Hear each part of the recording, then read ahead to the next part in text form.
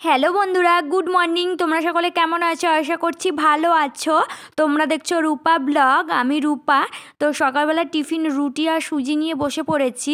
আর আমার পিছনে দেখতে পাচ্ছ অনেকগুলো জামা কাপড় পরে রয়েছে। ওগুলো আলনা থেকে বের করা হয়েছে। যে জামা কাপড়গুলো আমাদের দরকার নেই সেগুলো বস্তার মধ্যে ভরে রেখে দেওয়া হবে, আর বাদবাকি জামা কাপড়গুলো ফেলে রাখা হবে। কত সুন্দর সুন্দরী। এর মায়ের নাম সুন্দরী, ও কিন্তু সুন্দরী হয়েছে। দেখো আদর খাচ্ছে কোলে বসে বসে, দেখেছো? তো আজকের ব্লগটার মধ্যে তোমরা 2-3 দিনের কিছু কিছু অংশ দেখতে পারবে। সারা দিনের অল্প অল্প ছোট ছোট স্পেশাল কিছু অংশ তোমাদের সাথে শেয়ার করছি। অল্প করে একদম ছোট্ট করে একটা ভিডিও করছি। সজু ভাই এসছে আর ভিডিও চালু করতেই ওর মুখ দেখাবে না বলেই ঠিক করে রেখেছে। হ্যালো গাইস, হাই গাইস, তোমরা সবাই কেমন আছো? এই দেখো আমি খুব ভালো আছি। আর আমার বোন দেখো ক্যামেরার সামনে অনেকটাই কমফোর্টেবল হয়ে গেছে, কেননা আমাকে ভিডিও করা দেখতে দেখতে। আর সজু ভাইকে শিখিয়ে দিচ্ছিল এমন করে। আর সোয়াবিন আলুর তরকারিটা জাস্ট কালারটা দেখো। আমার মায়ের হাতে সোয়াবিন আলুটা অসাধারণ লাগে আমার কাছে। সত্যি কথা বলতে মার হাতে শুধু সোয়াবিন আলু না, মার হাতে যে কোনো রেসিপি আমার ভীষণ ভালো লাগে। এখানে বেগুন ভাজা আর ভেজ ডাল সোয়াবিন আলুর তরকারি ছিল। শনিবারের নিরামিষ আইটেমের মধ্যে এই ছিল, আর কিন্তু বেশি কিচ্ছু ঝামেলা করা হয়নি। আমার মা এমনিতেও আমি আসলে অনেক কিছু ঝামেলা করার চেষ্টা করে, সেটা আমি করতে দিই না।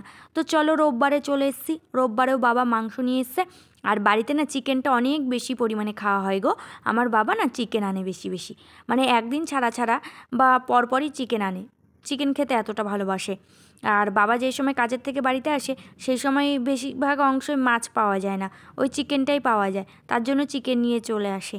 আর আমার এখানে মানে এখানে এসে হয়েছে কি, এতটা ঠান্ডা না, দাঁতে ব্যথা করছে দুদিকটায়, জানো না।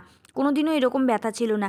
এই যে চিকেনের যেই সলিড মাংসটা হয় না, ওটা আমি খেতে পারি না, মানে ছাবড়া ছাবড়া লাগে আর দাঁতে ব্যথা করে, জানো না।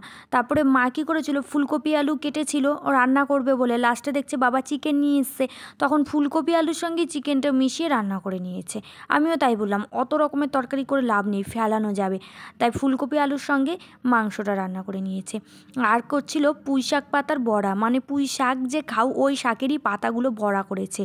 আর যে কোনো বড়া তো ভালোই লাগে বলো, আমাদেরও ভীষণ ভালো লাগে। আর মা দেখো পুঁই শাকটাকে চটকে একদম কাদা কাদা করে দিয়েছে। মার না এটাই ভুল ছিল, কাদা কাদা করে দিয়েছিল বলে বড়ার ভিতরে কাঁচা ছিল। আর যদি কাদা কাদা না করতো, মানে পুঁই শাকটা একটু শক্ত শক্তই থাকতো, তাহলে কিন্তু সুন্দর মচমুচে হতো, পুরো মুচমুচে হতো। তো চলো আমরা লাঞ্চ করে নিই। লাঞ্চে আছে এই বড়া ভাজা আর ছিল চিকেন। জানো তো আমাদের বেশি পদ হয় না, মানে বেশি পদ হয় না বলবো না, মা বেশি পদ করতে চায়। আমি বাড়িতে আসলে মাকে বলি একদম না, একদম বেশি পদ করবে না। তো চলো বন্ধুরা, পরের দিন সকালবেলা গুড মর্নিং তোমাদেরকে। হঠাৎ করে তোমরা দেখতে পাচ্ছ আমার বরকে। আমার বর হঠাৎ করে কোথা থেকে চলে আসলো, আমার বর চলে এসেছে তার বাড়ি থেকে আমাকে নিতে। আর আমি যা যা খেতে ভালোবাসি সেই খাবারগুলোও নিয়ে এসছে। দেখো আমি এখানে দই আনতে বলেছিলাম, মানে দই খেতে ভালোবাসি তোমরা অলরেডি বুঝেই গেছো যারা অনেক দিন ধরে আমার ভিডিও দেখো। তাই দই পাইনি বলে রসমালাই এনেছে, এটাও তো আরও ওয়াও লাগে আমার কাছে। তারপরে ছানার কেক, এটাও আমার কাছে ভীষণ প্রিয়। জানি না কেন আজকে আমার বর আমার পছন্দের খাবারগুলোই কিন্তু নিয়ে এসছে বাড়িতে, আর ছানার কেকগুলো পিস করেও নিয়ে এসছে। তারপরে এখানে বর এসছে, আর বাবা জানেও না, জানো তো বর আসবে যে আজকে। বর কিন্তু আমাকে না বলেই আজকে আমাকে নিতে চলে এসছে। তো কেউ জানে না যখন, তখন মোটামুটি মা রান্না করছে, আর বাবা এদিকে চিকেন নিয়ে এসছে। ওই যে তোমাদেরকে বলি রোজ চিকেন হয়, রোজ একদিন বাদে বাদেই চিকেন হয়। কালকেও চিকেন হয়েছে, আজকে আবার বাবা চিকেন নিয়ে এসছে অজান্তেই কিন্তু। তো ভালোই হলো, আমার বড় এসছে, চিকেন হবে, ফুলকপির পকোড়া করেছে আর ভেজ ডাল। আরও কিছু রান্না করতো গো মা, জানো তো। মাকে বারণ করেছি একদম না, অত বেশি কিছু রান্না করো না, ফেলানো যায় গো, খাওয়া যায় না। একদম অল্প কটা করে ভাত খাই তো, তো রকমের সবজি দিয়ে খাওয়া যায় না। আর শুধু তরকারি খাওয়ার অভ্যাস নেই তো, তার জন্য খাওয়া হয়। হ্যালো বন্ধুরা, গুড ইভিনিং। এখন দেখো 4:20 বাজে। আমাদের ট্রেন, মানে কালনা স্টেশন থেকে আমাদের ট্রেন 5:15-তে।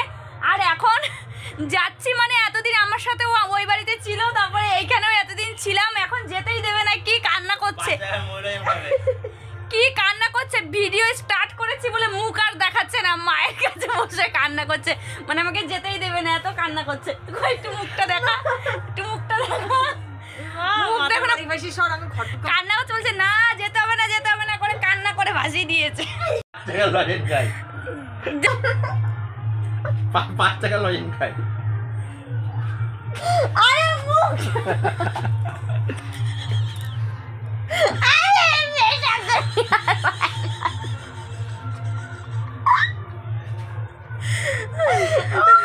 বেটা করি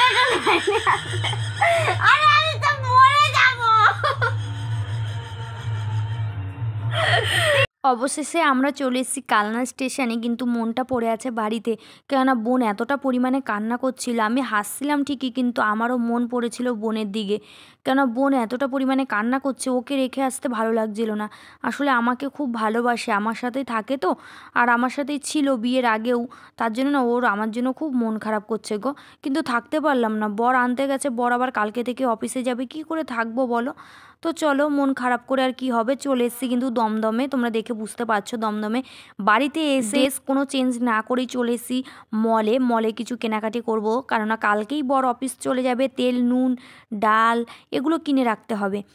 এক সপ্তাহের জন্য অফিস করবো, আবার এক সপ্তাহে একদিন ছুটি পাবে, তারপর আর কেনা হবে না। দেখো বাড়ি থেকে বাবা দিয়েছে কত সবজি, এখানে দিয়েছে কড়াইশুঁটি, আলু, পেঁয়াজ, আদা, ফুলকপি, গাজর, তারপরে গিয়ে ধনেপাতা, বেগুন, সমস্ত কিছু সবজি দিয়েছে। আর এগুলো মল থেকে কিনেছি, দেখো মল থেকে কিনেছি মুসুরির ডাল, পাঁচমিশালির ডাল, আর এই যে একটা হিমালয়ার ফেস ওয়াশ কিনেছি, আর এখানে কিনেছি একটা শ্যাম্পু, তারপরে একটা মাস্টার অয়েল কিনেছি। এই ছিল কিন্তু আমাদের বাজার। আর আমি একটা ফেস ওয়াইপস কিনেছি, দেখো এই ওয়াইপসটা অনেক দিন ধরে কিনবো করে না কেনা হয় না, ফাইনালি এখন ওয়াইপসটা কিনে নিলাম। আর আজকের ভিডিওটা তোমাদের কেমন লাগলো অবশ্যই জানিও। তোমাদেরকে কি বলবো, তোমরা তোমার ভিডিও আর আগের মতন দেখছোই না। তো যাই হোক, মন খারাপ নিয়ে বিদায় নিলাম।